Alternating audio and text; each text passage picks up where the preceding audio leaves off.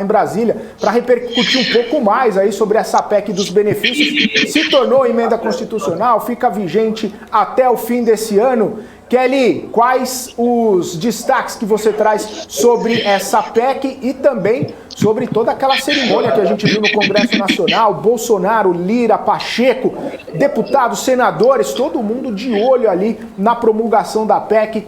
Muito bom dia, boa sexta para você, seja bem-vinda, Kelly. Oi, Fê, muito bom dia também, Isa, bom dia a todo mundo que acompanha a gente aqui no Morning. Fê, eu acho que eu nem vou precisar mais falar nada, né? Você já falou muita coisa, fez um compilado geral aí, não tá aqui, mas tá muito bem informado. A PEC, então, do estado de emergência acabou virando a emenda constitucional 123, ou seja, agora a Constituição Federal tem um dispositivo que diz que o Brasil está até o dia 31 de dezembro deste ano em estado de emergência, né? Inclusive, esse estado de emergência era a grande crítica e a grande polêmica em torno dessa proposta constitucional, que acabou ali ficando, né, os benefícios ficaram secundarizados, né, da discussão política, em detrimento deste estado de emergência, né, o que as pessoas, né, os parlamentares que eram contrários, ainda são contrários à proposta que agora é emenda constitucional, é exatamente esse tópico, né, durante todas essas 3 últimas semanas, né, cerca de 3 últimas semanas em que a PEC esteve aqui na Câmara, a gente apurou, conversou com muitos parlamentares, tanto da oposição como da base, como de centro, e a grande crítica, sobretudo por parte da oposição e alguns nomes de centro, é justamente essa, sobre o estado de emergência, argumentando que não seria necessário para instituir esses benefícios, esse estado de emergência na Constituição Federal, né? Por quê? Porque você tem ali uma lei infraconstitucional que discute, né, um possível crime eleitoral caso benefícios sejam concedidos no ano eleitoral. Então, a defesa é de que esses benefícios, se tivessem sido apensados à Constituição sem o estado de emergência, né, eles poderiam ali criar uma margem de destinação desses recursos para as pessoas que estão precisando aí de mais dinheiro para gás, do Cade Único, também as pessoas do Auxílio Brasil, o voucher dos caminhoneiros, dos taxistas, enfim. Então, a grande crítica é essa. Apesar de toda essa discussão que houve aqui no Congresso Nacional, né, e especificamente aqui na Câmara dos Deputados, a proposta foi promulgada ontem em cerimônia aqui no Palácio do Planalto. A gente trouxe informação durante o dia de que essa proposta seria promulgada às 5 horas da tarde, né, mas mudou quando o presidente Jair Bolsonaro, que estava fora de Brasília, estava no Maranhão, acabou decidindo participar, e aí a cerimônia passou para as 6 horas, mas não aconteceu às 6 horas, aconteceu com atraso, né? O presidente Bolsonaro, ele tem o hábito, viu, Fê, de quando vem fazer qualquer coisa aqui no Congresso Nacional, não tudo, mas as principais, digamos assim, os principais atos dele, né, simbólicos, ele tem o hábito de vir do Planalto para cá a pé. Ele basicamente passa aqui um dos lados do eixo monumental, sai do Planalto, atravessa essa via do eixo monumental, o lado de lá, o lado da Asa Norte, e vem aqui para o Congresso, né, entra pelo Senado, pelo anexo 2 do Senado. E foi exatamente isso que ele fez, acompanhado ali de apoiadores, também bastante acompanhado de seguranças e também, claro, dos jornalistas, né, a gente não perde esses momentos, né. Então ele veio aqui para o Congresso. Em geral, as cerimônias de promulgação, elas podem ser feitas com ou sem a presidência da República, mas como é muito simbólico para o presidente Bolsonaro essa proposta de emenda constitucional, ele acaba ouvindo, né, um ato político também. Então ele veio, fez a defesa ali de que o governo dele está lutando para reduzir os preços, reduzir a inflação, enfim. Chegou a dizer que é muito provável que esses aspectos econômicos, né, eles entrem com superávit, sem o déficit no ano que vem, enfim. E aí essa cerimônia, ela teve também a presença do Humberto Martins, que é ali o presidente do STJ, Supremo Tribunal de Justiça, porque teve também a promulgação de uma PEC relacionada ali aos processos, a federalização, digamos assim, dos processos judiciais para evitar esse acúmulo de processos judiciais junto ao STJ, a Justiça Federal. Essa PEC também foi analisada aqui pela Câmara por último, tá? Inclusive foi bem polêmica a análise dela, mas acabou passando com certa tranquilidade, digamos assim, aqui ontem no plenário, né? Outra proposta de emenda constitucional promulgada foi aquela ali que abre uma frente para viabilizar o projeto de lei de reajuste dos servidores da área da saúde, tá? Na verdade, dos profissionais da área da saúde, não só dos servidores, né? Então você teve também a promulgação dessa PEC. Então Então, ontem, na cerimônia, foram 3 propostas de emenda constitucionais, né, que acabaram virando emendas constitucionais.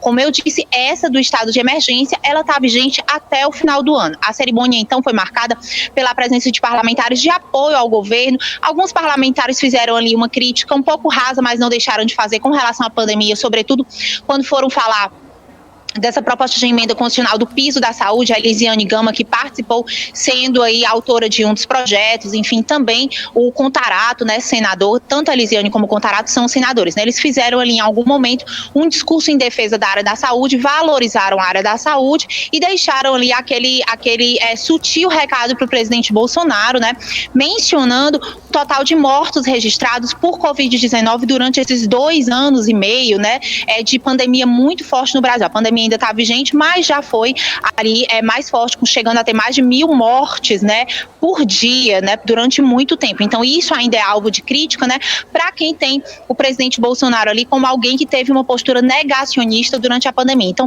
essa foi basicamente o movimento de oposição que teve, né, você não teve uma forte oposição com críticas no plenário a essa proposta de emenda constitucional, mas ali senadores, né, que não são alinhados ao presidente Jair Bolsonaro e discordam de algumas de suas ações, né, acabaram fazendo essa crítica muito sutil, mas fizeram. O presidente Pacheco, né, Rodrigo Pacheco, que é presidente do Senado e por isso presidente do Congresso Nacional, presidiu a sessão e teve ao lado dele também o Arthur Lira, que é presidente aqui da Câmara dos Deputados. Outros parlamentares também, como eu disse, participaram, como o Davi Alcolumbre, que é ex-presidente do Senado, mas na condição também de autor de uma das propostas ali que acabaram sendo promulgadas ontem. É isso. Então, hoje o Brasil começa, né, ali tanto em estado de emergência até o final do ano, como também com 3 novas emendas constitucionais na Constituição Federal de 1988, tá, Fê? Volto com vocês aí no estúdio. Tá certo. Ô Kelly, eu tenho só mais uma pergunta rapidinha aqui para você, só para eu entender um pouco mais desse clima aí que você vivenciou em Brasília com essa promulgação da PEC e também, claro, o evento que aconteceu ontem. Você comentou sobre o presidente Jair Bolsonaro, que foi participar, né, dessa cerimônia, e ele fez um discurso bastante contundente, bastante, inclusive, alinhado com o discurso eleitoral do presidente Jair Bolsonaro, falando principalmente sobre mulheres, sobre pessoas de baixa renda e sobre nordestinos. Como que você avaliou essa situação dentro, né, desse evento? Como que os parlamentares reagiram? Como que eles sinalizaram o recebimento desse discurso do presidente Jair Bolsonaro? Fê, como eu disse, né, muitos movimentos de oposição acabaram ali não se colocando durante a cerimônia já foi à noite, já teve início, não em tese, né, porque em tese o recesso parlamentar começa no domingo, dia 17, mas na prática, sim, parlamentares já estão, pelo menos aqui das atividades dentro do Congresso, eles já estão de recesso, então você não teve uma movimentação grande ontem da oposição, inclusive a gente estava até conversando antes, porque foi meio súbita essa proposta do presidente Jair Bolsonaro vir também participar da promulgação, então quando ele veio já não tinha muito deputado da oposição, que outros estavam participando de atividade na comissão, né, enfim, então assim, o pós aí dessa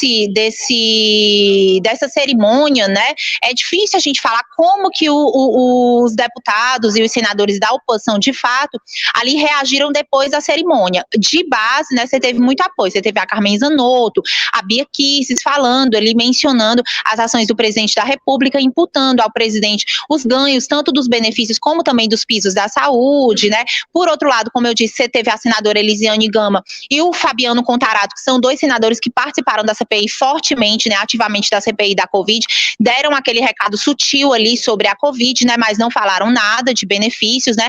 Mas assim, ao longo dessas últimas semanas, a gente vem acompanhando intensamente os bastidores dessa discussão aqui. E há um discurso, de fato, majoritário por toda a oposição e parte do centro, né, de que a PEC realmente se trata de uma proposta eleitoreira. A avaliação é de que o presidente Jair Bolsonaro está muito preocupado com as eleições, né, com o percentual que vem marcando aí nas pesquisas com recorrência. Você teve uma pesquisa aí de junho, finalzinho de junho, colocando o ex-presidente Lula do PT ali como um possível nome para vencer, inclusive no primeiro turno, né? Você teve o Lula encontrando pela primeira vez com o Rodrigo Pacheco na residência oficial, inclusive eu tenho apuração de bastidor com ali parlamentares do PSD, tá, que não participaram, mas conversaram com o Rodrigo Pacheco depois. Essa desculpa, Fê, eu vou ficar te devendo, não vou dizer agora, eu vou deixar aí só um gostinho pra gente entrar no News para comentar essa temática, né? Mas então você tem uma série de ações, né? Tanto fora das pesquisas eleitorais, como tanto dentro das pesquisas eleitorais como fora, né? Esse ambiente político, como eu disse, esse encontro do Pacheco, ainda antes do primeiro turno, ainda da oficialização das candidaturas com Lula, é um encontro que é visto com tensão também ali por parte ali do governo, né? Porque o Pacheco, ele chegou aqui à presidência da República, de certa forma, capitaneado pelo presidente Jair Bolsonaro, né? Você teve ali um compromisso do Alcolumbre, foi o Alcolumbre que apresentou, de fato, o Rodrigo Pacheco aí, aprontou esse campo Alcolumbre, que já foi, né, hoje menos, mas já foi muito aliado ao presidente Jair Bolsonaro. Então foi ele que levou o Rodrigo Pacheco, né, para essa apresentação ao presidente Jair Bolsonaro. E aí você tem o Pacheco que, de certa forma, no começo estava até um pouco ali mais junto, e depois que eclodiu toda essa crise da Covid com a negação, né, da doença, enfim, né, e depois que ele tentou implantar aquele comitê nacional que acabou não indo para frente por conta de divergências e acabou tendo confusão, a gente sabe disso. Então o Rodrigo Pacheco acabou descolando mais da imagem do presidente Jair Bolsonaro como aquele que apoia, e nos últimos meses vinha se colocando como alguém que tem um papel institucional como presidente do Senado e do Congresso, não como alguém que é aliado ao presidente Jair Bolsonaro. Então todo esse âmbito, todo esse universo político dos últimos meses e agora com esse encontro do Pacheco, né, com o ex-presidente Lula, de alguma forma geram sim uma certa preocupação por parte do presidente Jair Bolsonaro com a sua possível reeleição, né? Então você tem essa dinâmica, e isso sim é ali argumento para que a oposição e alguns parlamentares de centro digam que sim, que a proposta do estado de emergência trata-se de uma proposta eleitoreira, né, abre aspas, desesperada por parte do presidente, fecha aspas, e aí também culminando com o seguinte argumento: se estava todo mundo precisando de dinheiro, mais dinheiro, por que não se deu um auxílio emergencial? Por que o presidente Bolsonaro no começo queria dar R$200 de auxílio, foi para 600, porque a oposição e todo o Congresso ali também, até os partidos de direita e da base, estavam dialogando por R$500. Por que isso não foi dado antes? Deixou para ser dado em ano eleitoral, já a menos de 90 dias do pleito do próximo dia 2 de outubro, né? Então você tem toda essa crítica, que com certeza vai ser uma crítica que vai dar tônica também do período das eleições em si, quando as campanhas começarem depois do dia 16, tá, Fê? Volto com você aí.